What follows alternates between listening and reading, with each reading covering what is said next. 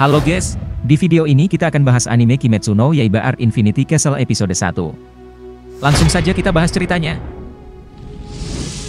Tanjiro yang terjatuh di Infinity Castle harus cepat-cepat pergi ke tempat Muzan selagi Tamayo sedang menahannya.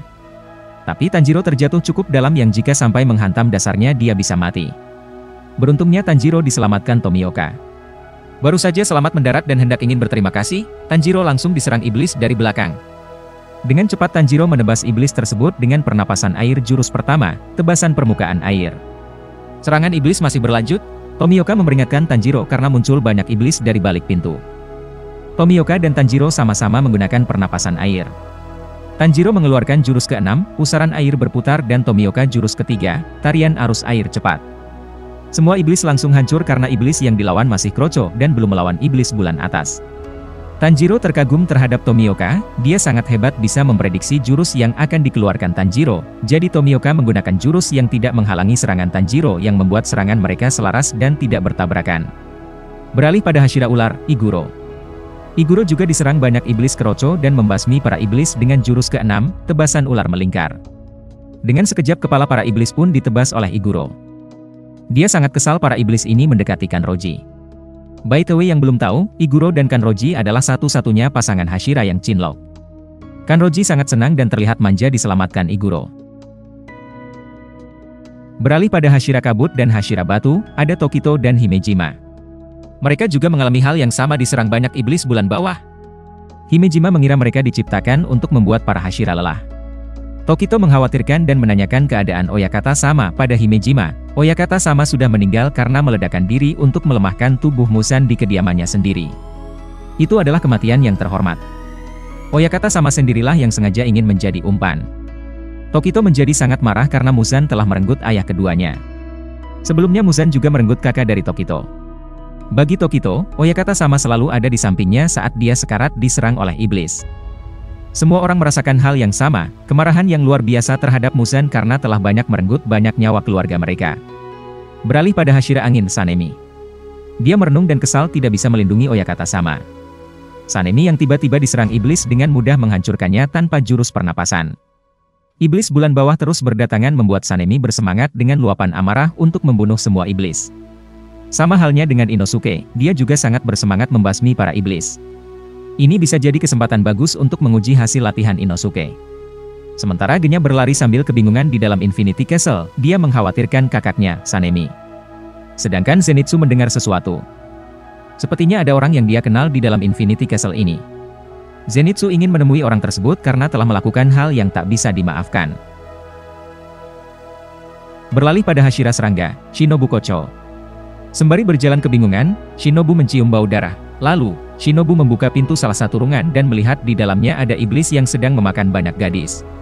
Iblis tersebut menyadari kedatangan Shinobu, dia tertarik pada Shinobu, seorang gadis yang terlihat segar dan lezat. Shinobu merasa mengenali iblis yang dilihatnya dan langsung kesal juga marah. Shinobu teringat masa lalu, di mana Kanae yang merupakan kakak dari Shinobu sedang sekarat memintanya untuk berhenti menjadi pemburu iblis. Kanae ingin Shinobu hidup bahagia dan tumbuh dewasa seperti gadis lainnya. Tapi Shinobu menolak keras permintaan Kanae tersebut.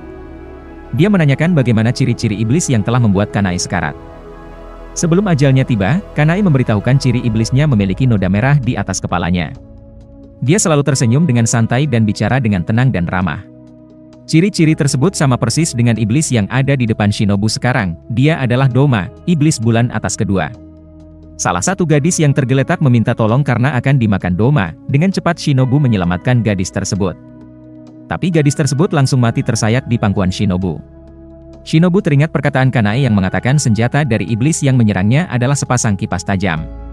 Sepertinya gadis di pangkuan Shinobu mati tersayat dari serangan kipas Doma, tapi saking cepatnya sampai tidak terlihat. Doma adalah pendiri kelompok pemuja surga abadi. Tugasnya memastikan semua pemuja dan Doma sendiri bahagia, jadi Doma bisa memakan para pemujanya sampai tidak menyisakan apapun. Shinobu mulai menyadari Doma adalah iblis yang membunuh kakaknya, Kanae. Doma ini sangat gila, bukannya terlihat bahagia, gadis tadi berteriak meminta tolong. Tapi bagi Doma dia menyelamatkan para gadis itu dengan memakannya, sehingga mereka tak merasakan sakit dan tidak menderita lagi. Mereka akan hidup dengan Doma selamanya dan memastikan untuk menerima, menyelamatkan dan membimbing para pemuja Doma menuju pencerahan.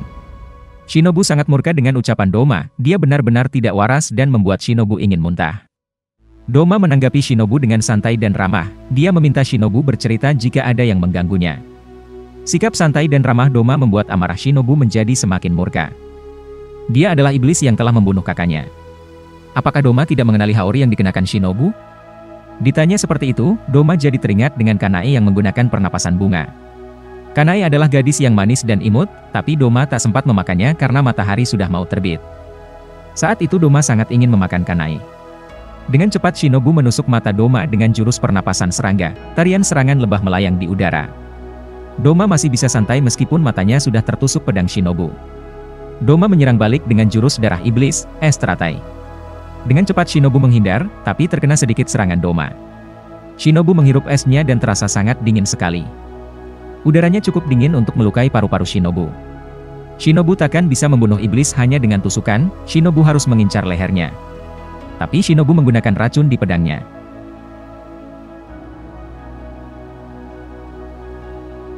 Terlihat racun tersebut mulai bereaksi pada Doma. Sebetulnya Shinobu tidak yakin apakah racun ini akan berhasil membunuh iblis bulan atas atau tidak, tapi beberapa saat kemudian Doma tiba-tiba muntah darah, racun yang digunakan Shinobu lebih kuat dari racun yang digunakan Kanae. Shinobu dan Kanae sebelumnya sudah saling berbagi informasi. Racun ini adalah racun bermata ganda, campurannya bisa beradaptasi terhadap iblis manapun. Tapi, meski sudah terkena racun yang kuat, Doma mulai bisa menetralkannya. Doma juga bisa mengetahui pedang Shinobu yang menimbulkan suara unik saat menyarungkannya. Doma mengira disitulah Shinobu mencampurkan racunnya. Doma malah senang dan sangat suka diracuni Shinobu. Dia meminta Shinobu mencoba lagi menyerang Doma dengan racun. Shinobu sudah menduga ini akan terjadi dan hal itu bukan masalah bagi Shinobu. Shinobu tak gentar menghadapi Doma.